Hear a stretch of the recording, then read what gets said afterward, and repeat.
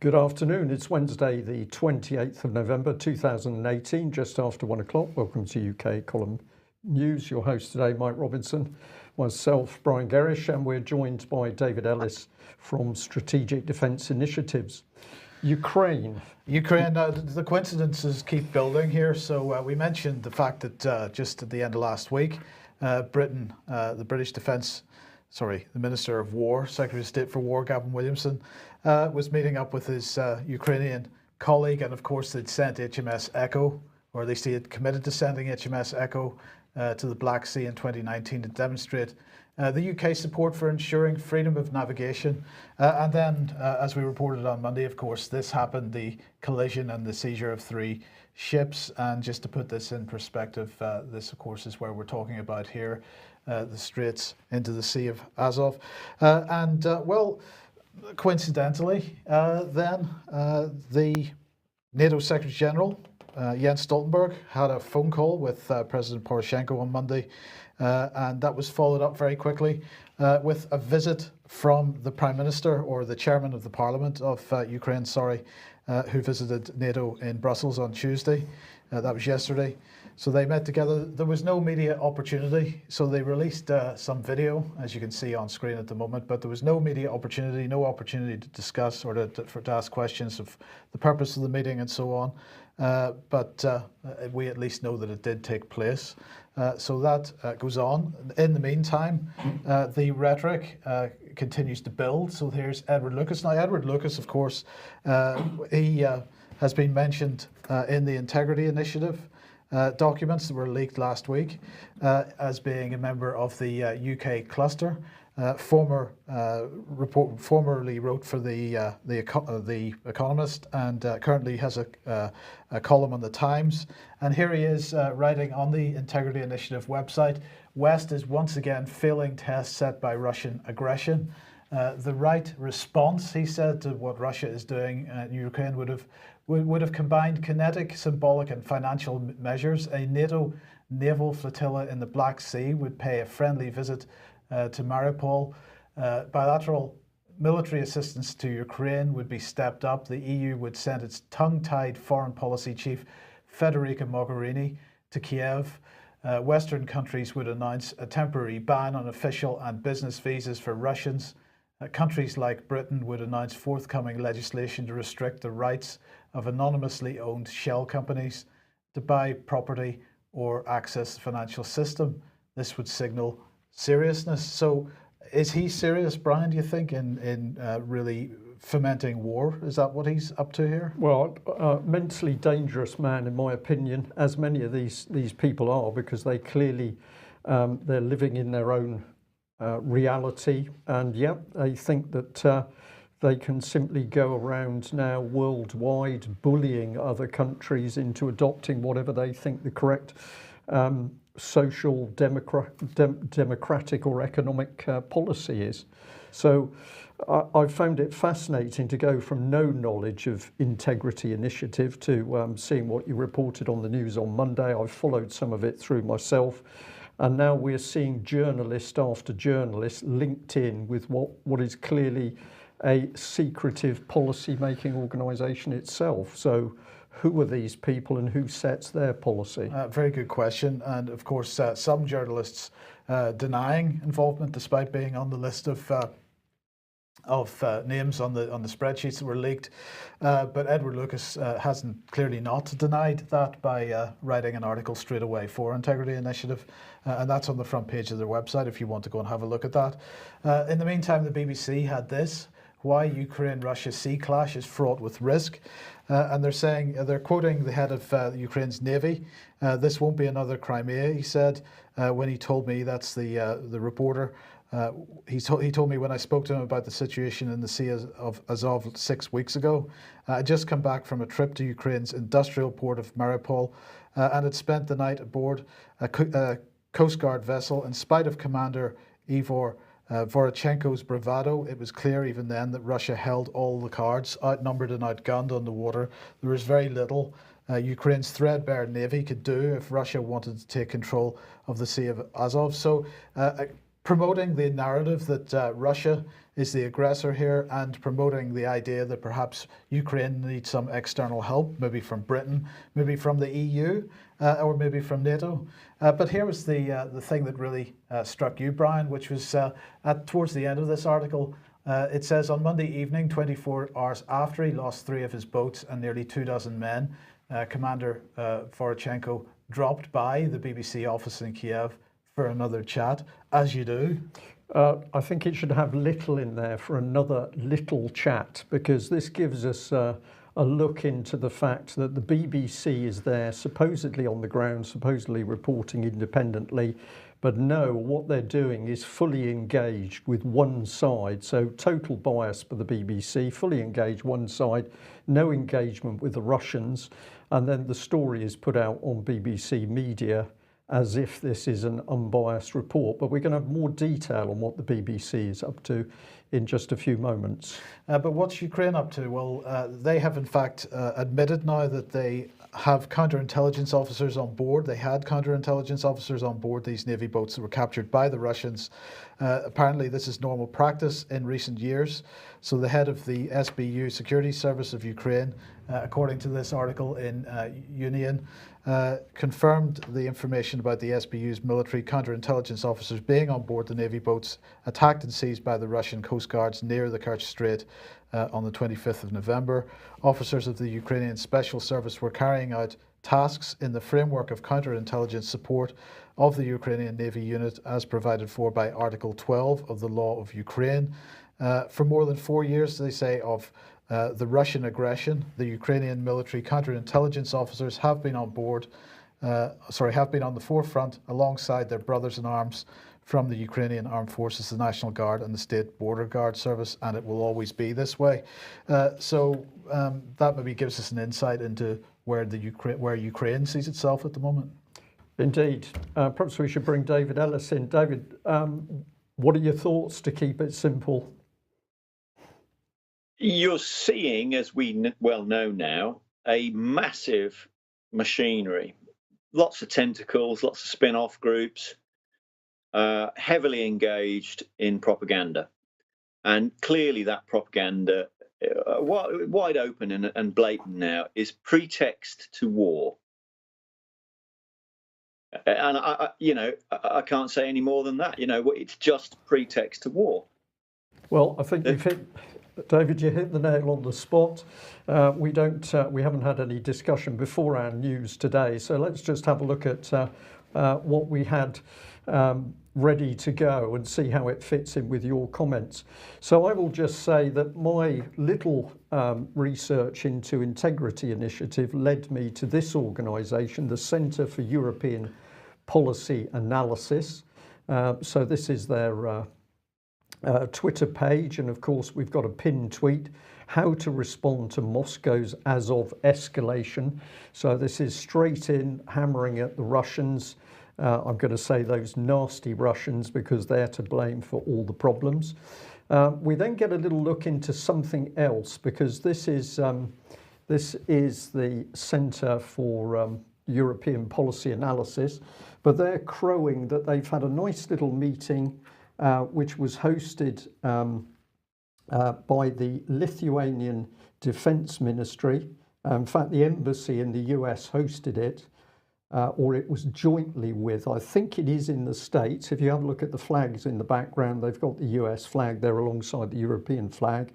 And so we've essentially got these, well, what are they? They are policy makers, they're journalists, because it spreads into the same sort of network that we've seen with Integrity Initiative. Integrity, thank you, Mike. But here they are, and this is showing you that the level that they're working at, because they are inside embassies. This is not documented or recorded for the public. We really don't have any idea of what they're discussing, but we can guess. So let's have a look at this organisation. This is a bit more. Support CEPA, this Giving Tuesday.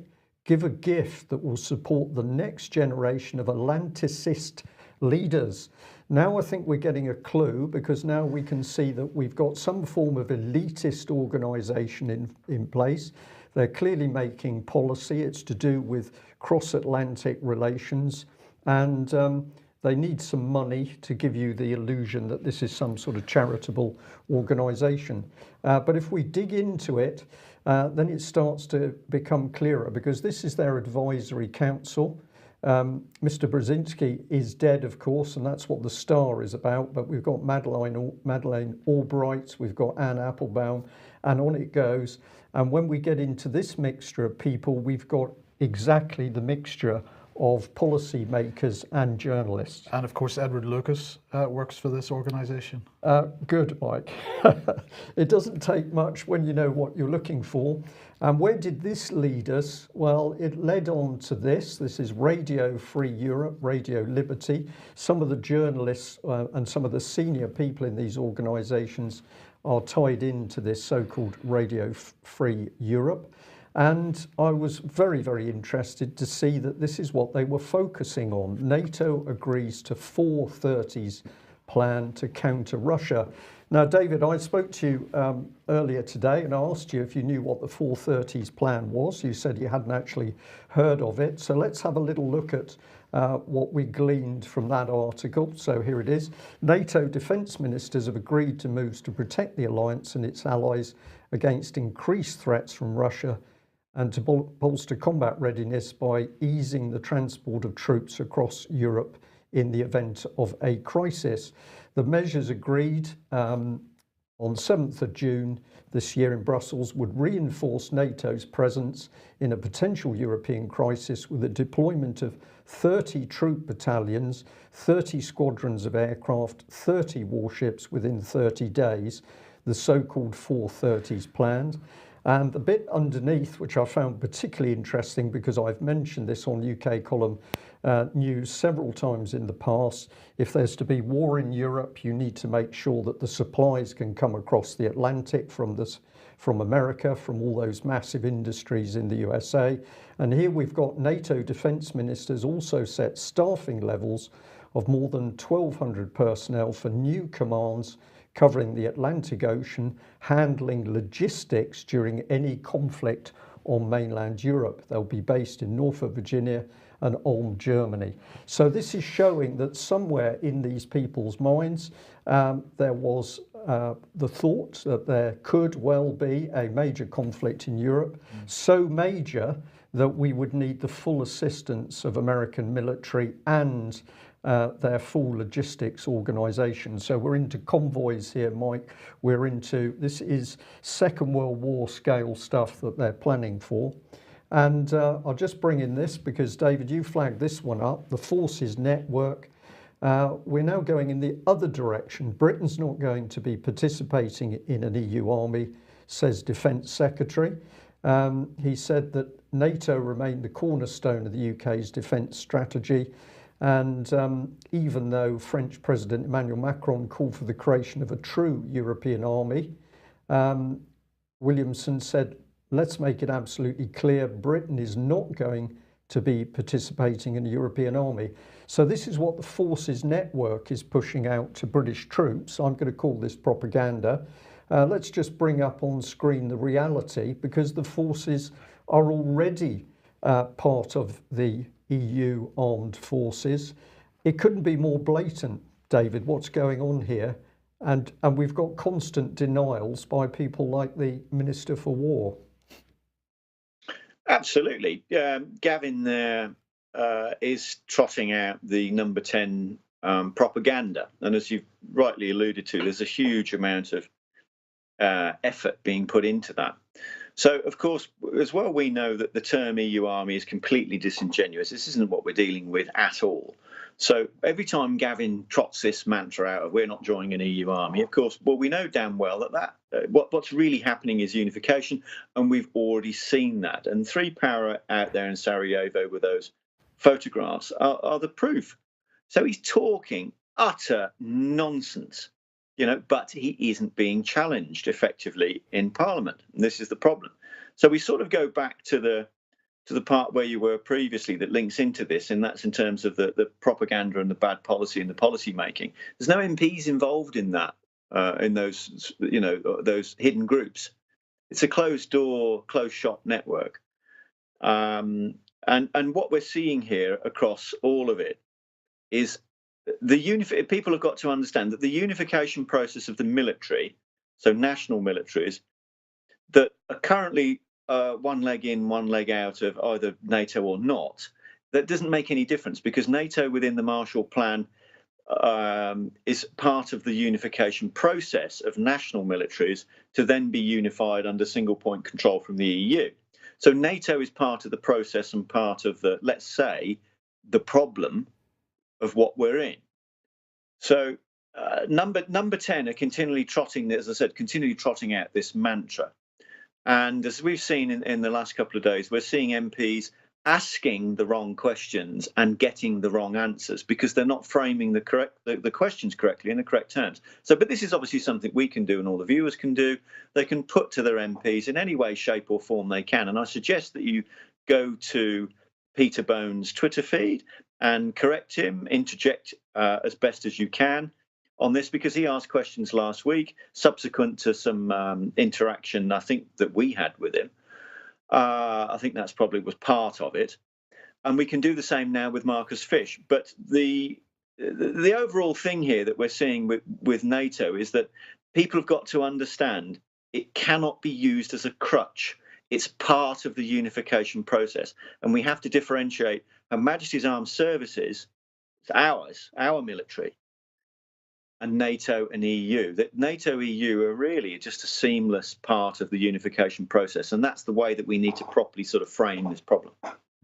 Okay, well, let's dig in a bit deeper because, of course, if we've got trouble brewing in Eastern Europe, in Ukraine and other places, we need to come back to look at the BBC, which runs, of course, one of the biggest propaganda machinery in the world, 3.74 billion plus of money for British government propaganda purposes. So I found it very, very interesting that we see that back in 2005, the BBC was crowing that it had opened a new BBC monitoring bureau in Kiev. Now remember that the monitoring service was set up, we're going back to the Second World War. Its purpose was to monitor countries overseas to see what was happening in those countries. It's been largely funded by the British government. It's been closely linked in with GCHQ, but it has a soft BBC front. But here they are saying the BBC opened its new monitoring bureau in Kiev on Wednesday, the 19th of May 2005. I found this bit just absolutely fascinating. The ceremony was attended by President Viktor Yushchenko, His Royal Highness Prince Michael of Kent, and Terry Wogan. What do you make of that selection of people? Not sure what to make of that. It's pretty incredible, isn't it? And Terry Wogan, the BBC host at the Eurovision Song Contest, which has been held in the Ukrainian capital. So Terry Wogan was just a bit of, I'm going to say, the bit of fluff that was there on the back of the Eurovision Song Contest. His Royal Highness Prince Michael of Kent, I think he's more significant because, of course, he is absolutely linked in with Russia. We're going back to links with the royal families. Very murky stuff. But there we are. We've got BBC surveillance pushed right up onto the Russian border. Here's Chris Westcott, Director of BBC Monitoring, saying BBC Monitoring's new office in Kiev confirms our commitment to being the best source of global reporting from the world's media, fully digital multimedia capability, ensuring BBC Monitoring to report on media in the Ukraine, the surrounding region. So we've got a new Kiev bureau with BBC journalists covering the Ukraine with modern and sophisticated equipment. Well, if the BBC monitoring is in there, the next thing we need to look for is BBC Media Action. And yes, of course, they're into Ukraine. So here we are with 5 Banksev, and we've got an overview from their website. So it says that 5 Banksev, which apparently means $5, was a TV drama using comedy, debate and discussion to improve understanding between different groups of young people in Ukraine. Each episode followed 2 young entrepreneurs as they picked up odd jobs and met new people from different parts of the country. Topics focused on critical social issues affecting young people, such as nationalism. This is very cynical stuff here, because this is not the BBC calming down a society. This is a BBC picking apart the subjects which actually inflame people: nationalism, conflict, corruption, unemployment, all the areas that the BBC doesn't touch in the UK, of course, but apparently we're to believe that they're doing the good works here. So this was the BBC working with the Ukrainian television company, and we're just bringing a bit more. Under trust, objectivity and impartiality, it says that BBC Media Action worked with NTU to deliver capacity training to its news production teams. So now we know that we can't even take a report from their own media sources without understanding that the BBC has been helping to frame the way that that news has been put together. So the BBC has been providing production-based training such as script development and programme design, aimed to boost NTU's ability to produce news and factual media content. But don't worry, this is all backed by the BBC, so it's truthful, it's objective, it's impartial, it's accurate, and it's got editorial integrity. I have to start laughing at that place. Now, who's paid for this? Well, of course, it gets more serious now, because they tell us that it's been paid for by the Foreign and Commonwealth Office and the US State Department. So this initiative isn't even a media initiative. This is coming from government. A foreign policy program. This is foreign policy. Well, we did what we always do, which is try and talk to these people. So I did ring up BBC Media Action to ask them how much they were paid to do this. I've got to wait for their media team to come back, because there was nobody available to take my phone call. I was interested here. It says that if you've got media inquiries and we can't handle them, it's urgent, speak to the BBC press office.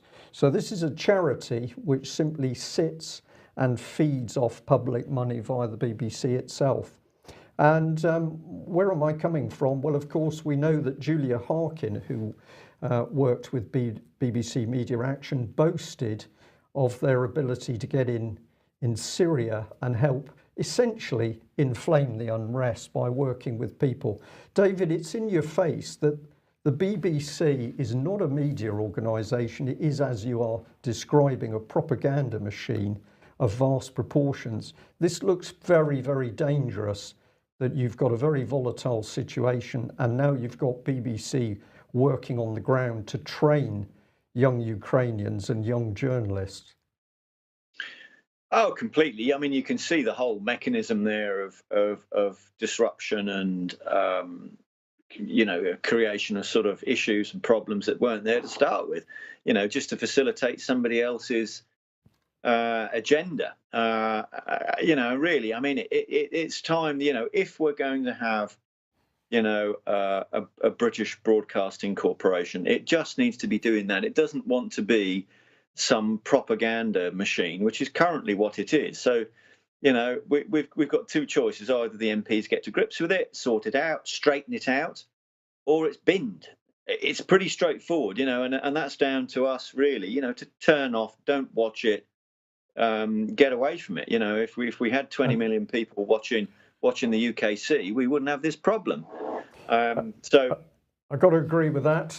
Turn it off, warn other people about it. Mike, this is a couple of your slides from. Well, just before we get on to that, just mention, it does raise the question of what the British media establishment is doing in other countries, and it raises the question of the number of British nationals that are currently either in prison or have been recently arrested for spying offences or interfering with the internal politics of countries. And I'm thinking here of Ms. Gary Ratcliffe. I'm thinking of this young lad Matthew Hedges, that's just been released from UAE. There are quite a number of these cases now, and it seems like there's something to them. It's not other countries overreacting. This is soft power, isn't it? The British Foreign and Commonwealth Office is openly talking about British soft power. They're openly talking about using charities to help project soft power. The Department for International Development is coughing up a lot of money to project British soft power. This is about power. It's not about helping other countries. So bring on your slide from the 24th of November last year. And this is what Theresa May was talking about. From agriculture in Ukraine to the technical sector in Belarus, there is a huge amount of potential in Eastern neighbourhood that we should nurture and develop. It's in your face what's going on here, but we must also be open-eyed to the actions of hostile states like Russia, which threaten this potential and attempt to tear our collective strength apart. So we want the grain, we want the resources, and if those nasty Russians say, well, you're not coming in raping and pillaging right up on the Russian border, then here is the setup of the mentality to create this massive unified EU military structure. And of course, she was saying here, UK may be leaving the EU, but we're not leaving Europe, and we are unconditionally committed to maintaining Europe's security. So absolutely in your face again, David, that this woman was, well, there was never any question of us leaving the EU. That was simply the smokescreen for the public. Behind the scenes, fully unified military structure. Why? Because it looks as though they were pushing for war. Oh, correct. Absolutely. You know, that we've seen so much pretext for war here. Now, where Mrs. May is concerned and her entourage, shall we say, I've just seen her in the House prior to coming on the news state yet again in a slightly different form. It seems to rotate daily, the wording and the frame and the terms of reference she uses. She just said that we want a good partnership with the EU on security. And what that actually means is we want military unification to military union. And that is the good partnership. Now, it's very interesting because I was speaking to a former Royal Navy admiral Monday, and he was saying some very, very strong stuff. That it was basically that what she says and what she does are two different things. And he had an absolute no confidence and was quite clear that it wasn't just a case of May going, but the entourage that's with her as well, because we're not getting anything like leaving. As much as she wants to trot out this mantra every 10 minutes that she is currently, as a very bad actor, that for whatever she says and whatever she does, she just cannot be, you cannot have any confidence in what she's doing. We're not leaving. We're more in now than what we were to begin with. Yeah. Well, I'll just pop this slide up because at the time we said that what Theresa May was ramping up was her own version of Operation Barbarossa. That was the Nazi invasion of Russia. It seems to me that this is where it's going. And of course, millions of young lives at risk. The people who will be sucked into the EU military structure as cannon fodder. Immensely dangerous. People have got to challenge these MPs. Right, back in January this year, the Franco-British summit took place in Sandhurst, and there was a whole raft of stuff came out of that. Well, today the Home Secretary has confirmed that a new UK-France coordination and information centre has opened in Calais as part of ongoing cooperation between the UK and France to tackle criminality at the border. Well, this is the document which was published following that Sandhurst meeting. And what they're saying is, what today's press release is saying is that this new centre will see Border Force working closely alongside Police aux Frontières as part of a 24/7 operation to assist with preventing illegal attempts to cross the shared border, exchange real-time intelligence between UK and French agencies to combat cross-border criminality, work on the prevention of threats to public order on cross-border infrastructure, and provide analysis of cross-channel traffic flows. Now, what I'm going to ask David to comment on here is this, because, and you, Brian, because it seems to me that we have had a border through the English Channel for, I'm not sure how long, Brian, but I don't believe for 1 second that these things were not happening already. We were already preventing illegal attempts to cross the shared border, not always successfully, but that was still the case. We were there to prevent those. In fact, there were two separate forces, one at each side of the channel to do that. We were already exchanging real-time intelligence We were already working on the prevention of threats to public order and cross-border infrastructure, and we were already providing analysis of cross-channel traffic flows. So the question then is, what is this about? And I'm going to suggest, David, to you that what they have done here is created a Franco-British border force. They're not calling it that yet. They're saying that it's merely cooperation. But this looks to me like a Franco-British border force in the making. And basically, nobody knows about it. It seems that way, Mike, doesn't it? I think you've got a really, really valid point. And if you look at the overall concept of unified military, unified police, unified intelligence, that would automatically come within you would automatically have unified coastal and border.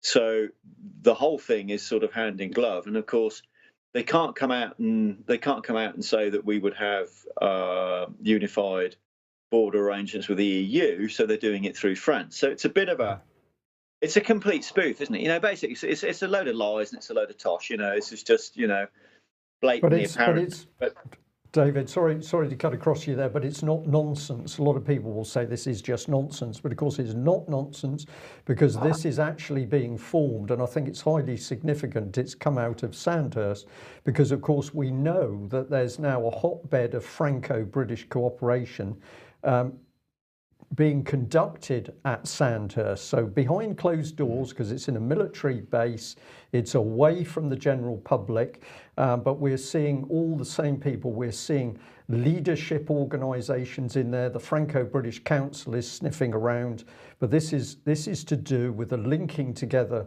of British and French government, which Cameron initially started talking about, and now we're seeing this put into operation. So you've again hit the nail on the head, because although they're saying it's with the French, if you deal with the French, they are the European Union. So this is Britain getting even closer into bed with the European Union at the very time that Theresa May is clearly lying to the nation and saying we're leaving. Well, just before I bring David back in, let me just show you what Sajid Javid, the Home Secretary, had to say. The opening of this coordination centre is a key milestone in our delivery of the commitments set out in the Sandhurst Treaty. It will allow the UK and France to work even closer in the fight to tackle illegal activity at the border and so on. So key milestones, even closer cooperation. Yeah. Just how close is this going to get, is the question, David. It couldn't get closer, because it's single point control. It's the whole point of all the whole concept. But you're completely right that the whole thing is just so subversive of Parliament. It totally subverts Parliament completely. It makes it impotent. It makes it blind. It makes it so it doesn't see it. All of these things, all of the things that you're covering today, are not done with MPs. They're not done in an MP's committee. They're not done with any scrutiny. They're not done with any public consent. And this is a key point, David, because in one of the responses that one of our readers had when they asked, or one of our viewers had when they asked their MP about EU military unification, the response that came back was, it can't be happening because it would have gone to Parliament first. And both the 2010 Franco-British Lancaster House treaties and the Sandhurst Treaty, neither of those went to Parliament.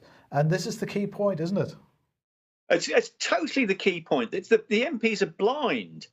They're blinded because they're locked within a controlled group, a controlled stable, whatever party they're in, or it makes no difference. It's all the same thing.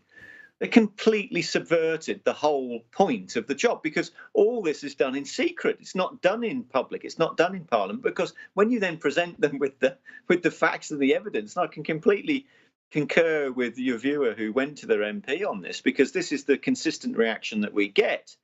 It's almost like, well, they're in denial, but they need a reality check, and they need a reality check very quickly. Just whilst we're on this, I mean, we had a tip-off come through last week that there'd been a meeting in the EU that was discussing Schengen 360, free movement of military. So, i.e., how the EU would bureaucratically, from their command and control centre there with Tusk and Mogherini and co. and on the council, actually rubber stamp the the physical unification of military forces and then allow them to flow freely through the EU Schengen zone. And in short, viewers, this is where it's getting really, really serious, because the timescales involved in doing this, as far as the EU are concerned, are 48 hours max. So let's just say, for the sake of argument, that the main levers to do this, which are crisis, so in the event of crisis, the EU decides and designates, it throws the switches, it puts the bureaucracy into place with a rubber stamping affair. They make they do it. They physically unify the troops by calling them in and mobilizing them. And this is the key thing, that they will end up with effectively mobilizing military forces in the EU Schengen zone in a maximum of 48 hours. It could be 24, but those are the parameters. So my question to the MPs at the point of this was, could Parliament stop Her Majesty's Armed Services being committed into this within their timescale of 48 hours? So if that's the timescale they're working to, I want to know whether someone in Parliament can stop it. That's a very good question. And it's a question our viewers and listeners should be asking. Okay, let's move on then, and we'll move on to David Noakes. Now, we've mentioned this a few times over the last few days. David Noakes has been in court, accused of producing, manufacturing and distributing an unlicensed medicine. That unlicensed medicine, of course, is GC-MAF, which is an effective treatment, apparently, for cancer and other ailments. Well, he was sentenced yesterday. He received a 12-month sentence for manufacturing and distributing an unlicensed product, and he received a 3-month sentence for money laundering, and that's effectively for the fact that he was making a profit from the manufacturing and distribution of an unlicensed medicine. So that's those sentences are to run consecutively. So that's 15 months in total. We wait to see, obviously, what he will actually serve, whether he'll serve half that time or maybe a little less than half that time if he's allowed out on a tag.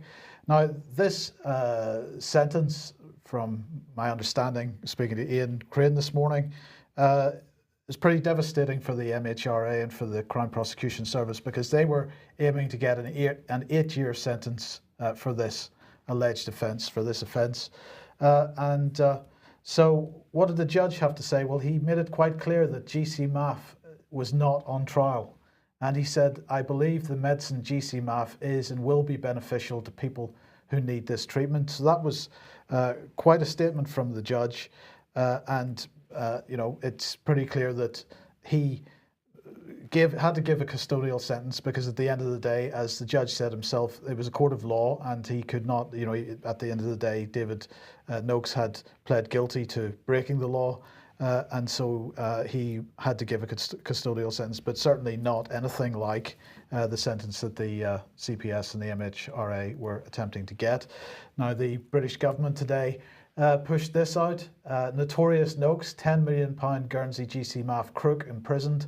And if you go and look at that, you can see the rather bitter video statement by the MHRA. It is pretty despicable, but nonetheless, that's the government's response to what has happened. It's just I think probably the minimum that the judge could do in terms of a sentence.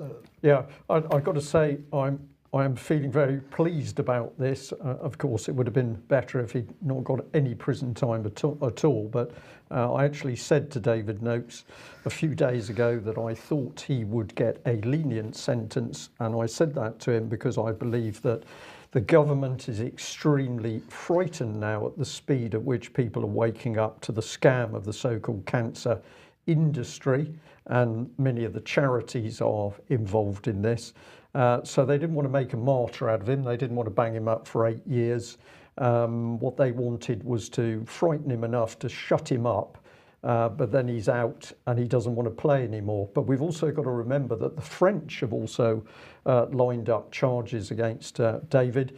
So it's possible that he could be back in court in a French court. Well, actually, Ian Crane was telling me this morning that there was a representative of the French authorities in the court for part of the hearing, and it's suspected that because of the leniency of the sentence, that first of all the extradition hearing against David Noak's partner is unlikely to go ahead because, or at least certainly won't go ahead when they say it was going to go ahead because they think that it's unlikely, or potentially it's unlikely that would pass, having seen the result of this case.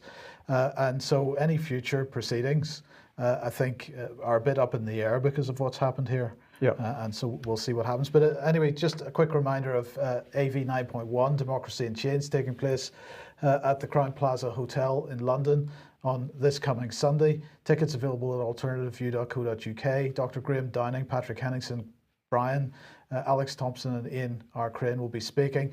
And actually somebody close to the immunobiotech situation will be there as well as a special guest. So that should be a very interesting event on Sunday. Yeah. Okay, just briefly, this is not so much a comment on the Lion Air crash. This is more a comment on the BBC. So the preliminary report is out on the air crash of the Lion Air flight from Indonesia a couple of months ago.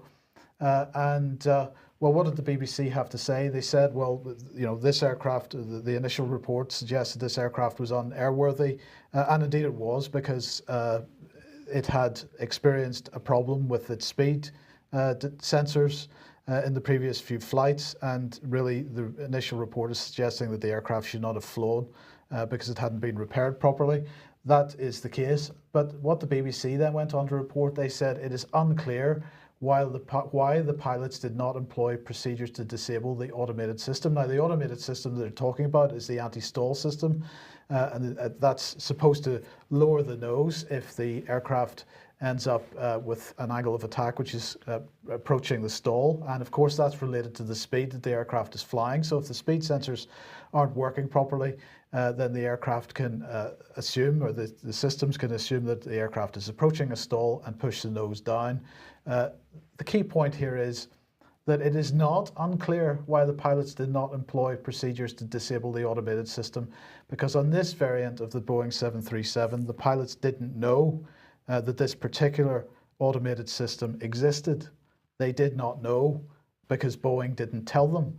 And so this, it seems to me, is a piece of absolute fake news from the BBC, because it was absolutely not unclear why the pilots did not employ procedures to disable a system. It couldn't be.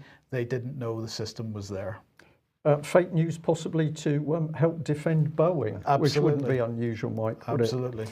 Okay, well, I think we'll end there. David, thank you very much for joining us. Very, very serious times indeed. We know that there are all these other subjects to be talked about: what's happening in the NHS, what's happening with elderly people, what's happening with children, what's happening with jobs and industry, the state of our roads.